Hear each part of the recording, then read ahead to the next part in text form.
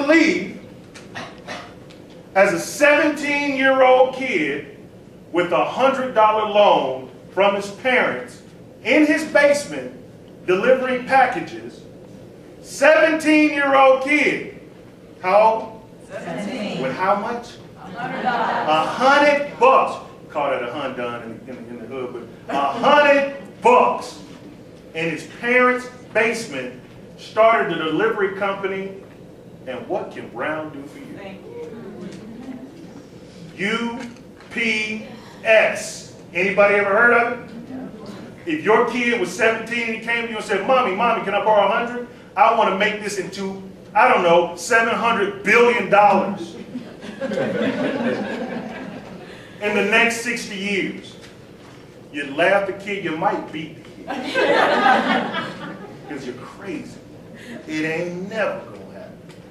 17, $100. It's a true story. Look it up. United Parcel Service. Wow. So if we're talking about the power of an idea, you got to think. You name a company, Walmart, McDonald's, whoever built this library.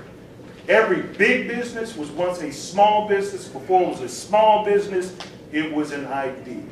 And you know, there may even be somebody out there right now who thinks their cornbread tastes better than, it's the closest thing to heaven. And at some point, that cornbread will be eaten in cafeterias, restaurants, homes, all over the world. And if I came in and said, I'm going to make some cornbread, it's going to make me billions, you can say I'm crazy. But I think somebody in the room has already started on that journey. Crazy people change the world. And entrepreneurs, you've got to be a little bit crazy. You got to be a little bit crazy to think that you can take nothing and turn it into something. You got to be a little bit crazy to work 18. This is what our chairman, John Bryan, says all the time. You got to be a little bit crazy to work 18 hours a day to prevent yourself from getting a job, an entrepreneur. You got to be really crazy to drive by and see a broke down gas station and see a coffee shop. A little bit crazy. So,